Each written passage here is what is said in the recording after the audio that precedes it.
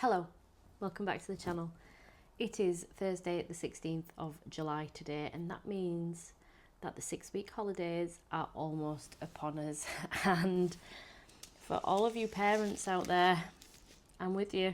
I actually do love the 6-week holidays, but it can also be a challenge as well. And what can be a challenge is regularly uploading and getting to the allotment as regularly as I would like to. That being said, got a plan in place and we're going to make a real effort this year. So I have recently started uploading with more regularity because I'll be honest with you, the YouTube algorithm is not kind to you when, like me, you upload quite sporadically at times. So I have chosen Sunday afternoon as my new regular upload slot, and I'm going to do my very best to stick to that. It's not always easy, but I'm going to try because I would like the algorithm to be more on my side, to be honest, because a lot of work goes into producing videos, and if people don't like them, that's fine, but I would at least like people to be presented with them so that they can make their own choices. So, yes, the 6-week holidays. I really do like the 6-week holidays. I like having my kids home. I like that it's a low demand, relaxed situation, and my kids for the most part do thrive in that situation. They also do like a bit of routine, particularly my youngest. So yes, if you are new, my name's Lindsay and I am a parent carer. And my girls are neurodivergent, but my youngest is autistic and has complex needs. She's nonverbal, and she has a significant development delay. She is 7, so it's a fly, and my oldest is 8. There's less than a year between them. And yeah, it's a challenging time. Life, it's a challenging life, I'll be honest with you, but I'm very happy. So, but I would like to continue to post throughout the summer because I enjoy this time of year. I do find that I can get a bit of a gardening fatigue, and I think that at this time of year is when it starts. And I think that's mainly because my garden here is in a bit of a transitional phase at the moment. It's not looking its best. Some things are looking really nice. Some things have got too big, gone over, flopped. It's a fly.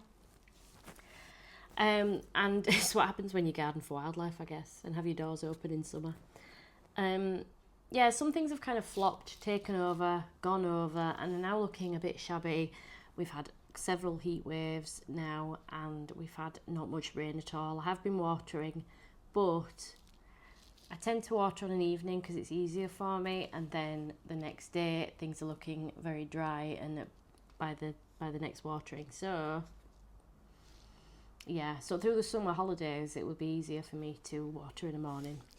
So which is what I'm going to do. Now, I'm holding some seed packets, shaking them about in front of my microphone, probably annoying. And I'm going to do some sowing over the next couple of days because I'm going to sow for a couple of beds that will be coming out soon. The broad beans are going to be coming out, and some of the lettuce are going to be getting harvested over the next week or so, and there's going to be space. And also I still could, once the poppies that are by the greenhouse have gone to seed, and the seed heads have dried, I'm going to harvest those seeds and then I'm going to clear that bed, and so there will be room for things over winter.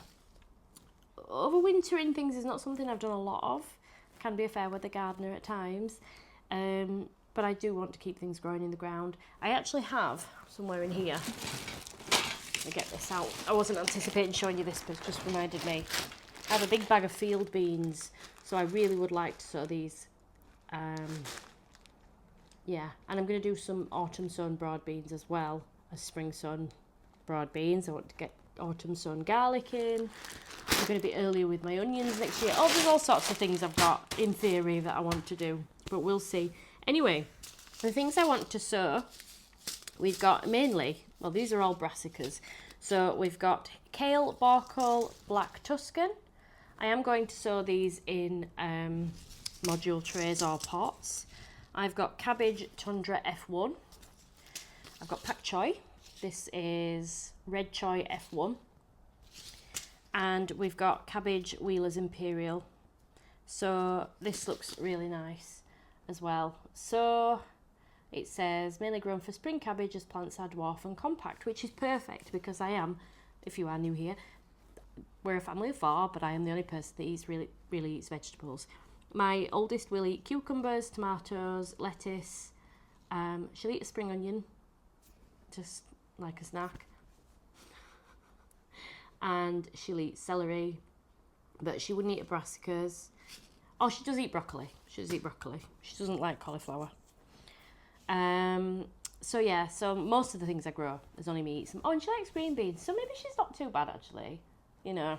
But my other daughter wouldn't eat any of it. She's got a really very restricted diet. Sometimes she doesn't eat for days. So yes, yeah. And Mark, my husband, he does a lot of work on the allotment, as you've seen, but doesn't eat anything from it. So we've also got flowers. I'm showing you the wrong side. This is Alyssum saxatile, and it's not open despite the notch in the corner there. I am going to sow these for next year because I removed the one that I had this year because it got a bit big and woody. They do tend to do that, and I renew them every now and again, so I'm going to sow quite a few, and we might have some at the allotment as well. They're a lovely bit of colour in the spring. And then we've got Salvia, Nemrosa, Violet Queen. I really like the Premier Seeds seed packets because they've got the little QR codes on, and I find that really handy to be able to just zap them and find out all about them. These are not listed as to be sown in July, but they're a perennial plant, and I figure if they germinate and grow, they'll be fine. So, famous last words.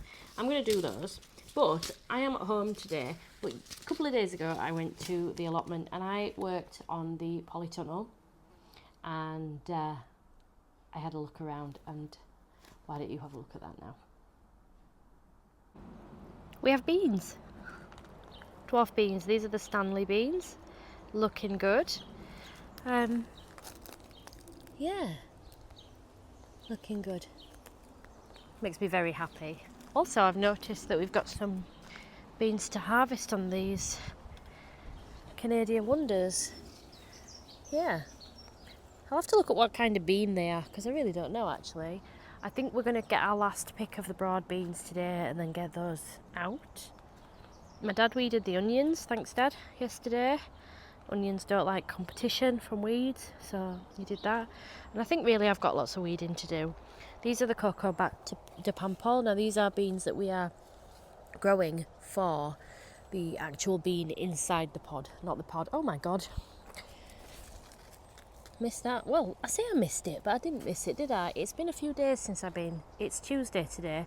Dad came up a couple of times in the last couple of days, and he asked if he could take some courgettes yesterday, and I was like, yeah, of course you can. And hopefully he did. So we've got a few now. I harvested 15 just a couple of days ago. Oh my God. These were not like this just 4 days ago. I haven't even eaten the 15. I've had 4 out of the 15 in the last 4 days. Anyway, these are Dad's marrows. They're looking good now. They've put on loads of growth, and he's taken those, so I'm going to nick these hoops for the kale over there that doesn't have any. Oh my God, Dad. Dad, you should have taken about 10. Oh, wow. Wow, these have put on some serious growth. Yeah. We're going to have a look at that beetroot today as well, see if we can take some, because I'm pretty sure it should be, given when I sowed it, it should be good now. It might be a bit woody. That is one thing I found about the stuff I harvested the other day, the bolt hardy stuff anyway. Look at this rose. She's so pretty. This is Peach Melba. That's been out a few days, that one. But yeah, they come out quite pink at first, and then, oh, she's just so pretty. Yes. Anyway, I'm not here to admire flowers. I'm here to get jobs done. And something I want to get done in here, oh, I've got some ripe tomatoes, is tie my tomatoes in, get them weeded at the bottom, and take some of the bottom leaves off, because these are quite congested now. And I took a load of side shoots out that I missed the other day, but there's still more to do. Now these and my Carmen cucumbers, and I could really do to get these tied up and supported. They're alright on the floor, but I find the slugs get to the cucumbers before me. And look at these beasts. These are my dad's. I'm surprised he didn't harvest his ripe tomatoes yesterday. He is growing for show, but the show's not for a while yet, so but yeah, look at these. That's a beastie. These are the Domingo, and he's growing Maisie and Stoner, and I'm growing Stoner, which are these ones. So I think this might be my first job because it's early in the day, and it's still reasonably nice, mild temperature. So I'll get the polytunnel work done before it gets too hot. Oh, also, I want to show you this. Looks a bit dry, but it has been watered a few times. We have got carrots, and we have got spring onions. How exciting is that? And then we've got some more carrots down here because I just kind of chucked a load of the extra seed down here. So that's good. Yeah, let's get in the polytunnel.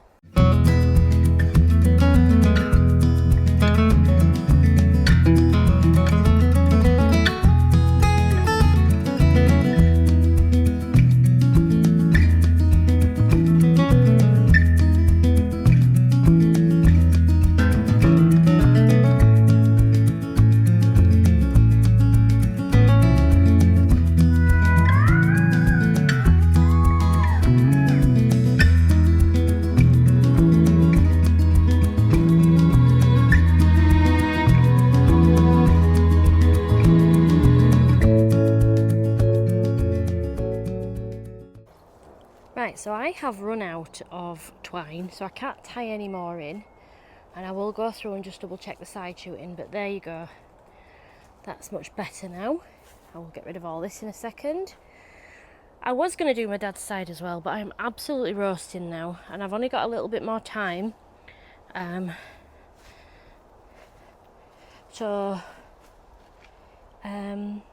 Yeah, I will probably do that tomorrow or maybe the day after. Or maybe even this afternoon if I come back. But I do have a lot of things to do at home in the garden I still haven't done. Deadheading and things like that. And yeah, so I'm going to clear this away, get it in the compost bin, and I'm sure it will look tons better. So I'm going to start harvesting now, but before I do, let's remember that I harvested 15 reasonable sized courgettes 4 days ago.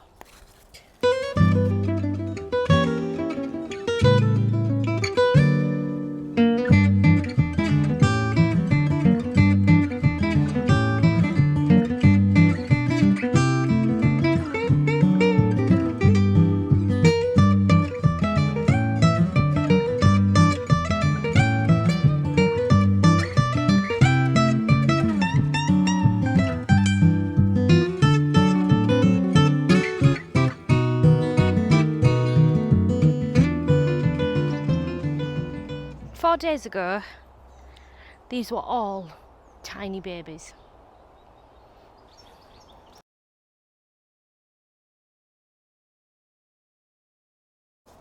I definitely could have picked more. There's about 4 or 5 that are probably the size I would want them at, but I haven't picked them because this is how many? 1, 2, 3, 4, 5, 6, 7, 8, 9, 10, 11, 12, and I still have 11 of the 15 left from Thursday 4 days ago, so they can be Thursday this week's problem, can't they? Courgette, anyone?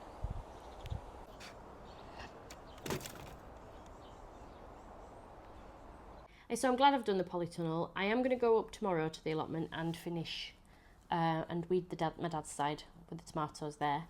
I think I'm going to go straight from the school run in the morning so we miss the heat of the day. But the temperatures are going to start to drop from the weekend, and they're going to be in the 20s still, but I'm quite happy with lower 20s. Very happy with the lower 20s.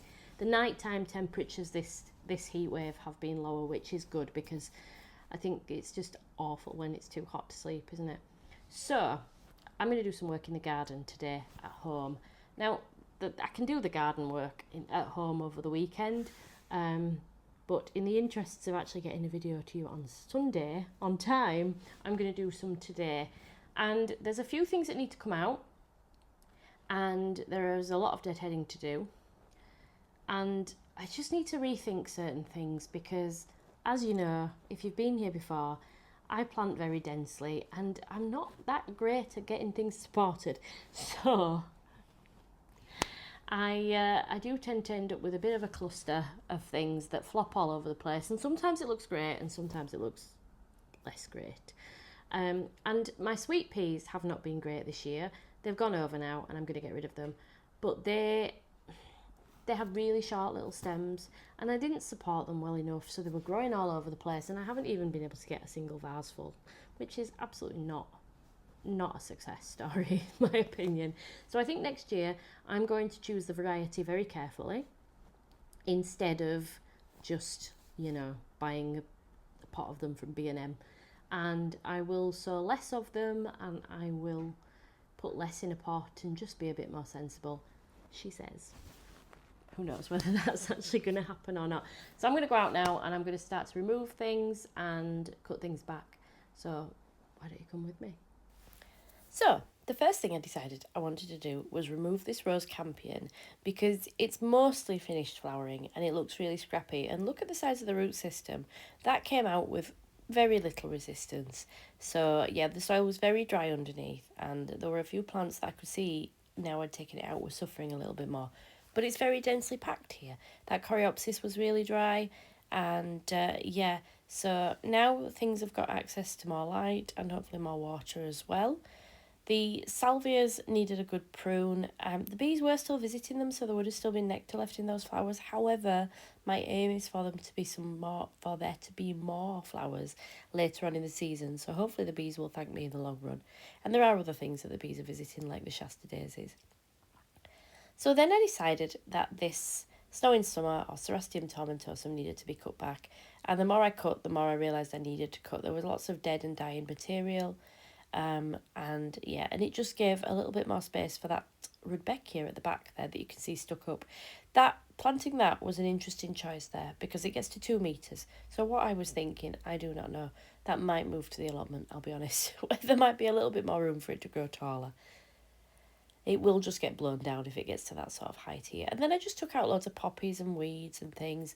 And I decided to cut back my brunnera. I was told not to do it by someone, I can't remember who, but I just think when a leaf is nearly dead, it's not achieving anything, it's not doing anything. So I took it all back and I took it back to the smaller, newer leaves underneath, and that's made room for the echinacea to the right of it, which I do want to do well. So hopefully this will make a difference and just increase airflow, water and light availability for the smaller plants underneath. I am warm. I don't know if you can tell. There is a glow about me. Sweating cobs. It is boiling out there now. And the camera, my phone keeps telling me, no, iPhone is too hot. So I've had to stop. I've had to stop filming anyway. I have done a few other bits, but you're probably going to have to wait a few minutes to see that. I've got to go pick the kids up in a minute. And I am hoping I'm going to be able to do a bit more deadheading and maybe get rid of sweet peas when they come home. Maybe rearrange the pots a little bit because some certain things have gone over a little bit, and as you know I need to deadhead them. But I always say things like this. I say when the kids get home we'll go back out into the garden and I'll get more done. And the kids often have different ideas for me. So I will regroup with you in the morning and we might have to have a full day at it because tomorrow is my last full day of freedom before September. I shouldn't say it like that, should I? But it is. It is. So I am going to go and try and get a load of the beds weeded in the morning, get my dad's side of the polytunnel weeded, and just really get as much done as possible. Yeah. If you are enjoying this video, you know what to do. Please like and subscribe. That hype thing, do that. And but mainly subscribe and like. And I would love to know where you are in the world, as always. Let me know what you think. You know, would you have cut the brunnera back like that, or would you not have done it? I don't know. I'm not an expert, that's for sure. And how are things going in your garden? Are you dealing with heat waves like me? And how are you dealing with heat waves if you are? I know if you're in the UK, you're going to be dealing with it. What do you do? People in hotter countries, you know, I suppose you'd be growing different things, but yeah. And what are your favourite drought tolerant plants? Because that's probably really where I need to be focusing next year for the front garden. Cottage garden plants that are drought tolerant. Put your answers below. See you in the morning.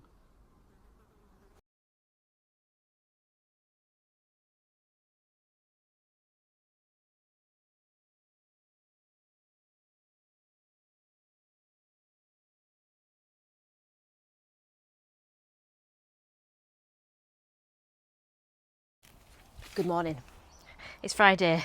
It's the last day of the school term and of the school academic year, and I am up getting some weeding done, and I've got lots of courgettes to harvest again. They're massive as well. I said it'd be Thursday's problem, but unfortunately I've left it to Friday, so it's an even bigger problem. But I have just spotted my auntie down at the bottom, and if she's still here in a minute, I'm going to go and throw some courgettes at her.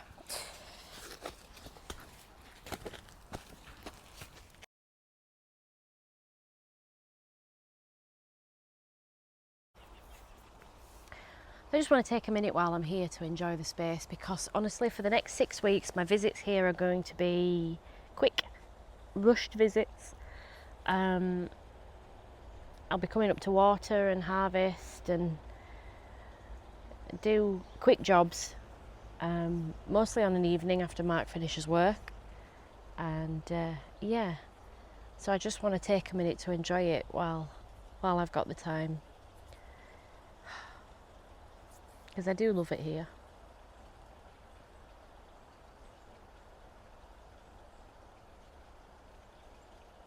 I think I'm going to cut the broad beans down today. I'm going to harvest what's left, because there are definitely some to harvest now. And I think I'm just going to cut them and leave the roots in, take some of the weeds out, and then leave it, because I'm going to be using this bed probably for brassicas over the winter, because this is going to be the first of the big beds to become available. So yeah, seems strange in a heat wave to be thinking about winter crops, but that's gardening, isn't it?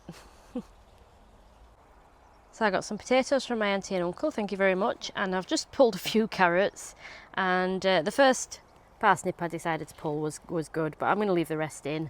But I just wanted to see how they were doing. It was a good big plant, that one, so the rest of them are a lot smaller, so I won't be pulling any of those ones. But yeah, that's I know what I'm having for tea. So this is the view I just got when I was filming to you, and those Canadian wonder beans just there, turns out they're kidney beans. They're a type of kidney bean, and they're a dual purpose bean, so you can eat the pod or you can let them mature and eat the beans. And because I've got so many dwarf beans in the beds around here, I'm going to allow them to go and produce kidney beans, because I've got those two beds there and that one over there with dwarf beans, and I've got the runners and the French beans, the climbing French beans as well. So I'm going to let these ones go as, I might take a couple today just to try, see what they're like. And then I've got these ones that are Coco de Pampol, so these ones are ones that we want for the beans as well. So yeah, I'm also going to take some beetroot, because I don't know if this beetroot, I had some the other day, it was very woody, so I'm going to take quite a bit and see how it goes. Because if they are woody and they're not good, I will take them out and just sow more. This bed actually, I said that, you know, the broad bean bed is going to be the first to be cleared, but actually this bed has only got bits of beetroot left in it and calendula now, and actually I can see this, yeah, beetroot worth harvesting there, so I think that's what I'll do. So this bed's actually going to be clear too. Oh, except for these kales. These are just a sacrificial kale, to be honest, because I had some left over and I thought, well, I don't want to bin them, so, or compost them rather, so I'll pop them in here. And do you know what? they're doing really well. I thought the pigeons would have eaten them by now, but they haven't. And I know those pigeons like kale, so yeah. Well, we'll see. We'll see. But yeah, I might have a look at this climbing, allegedly, courgette plant. It's not climbing anywhere I can see. It's not really vining much. I mean, it is a little bit, but we'll see how it goes on. Because it can go up this arch if it needs to. I could do to weed this bed as well today, so I'll do that. Oh wow, look at the leaves on these gowrie. I think someone's in there. I think we need to take this netting off and have a good look.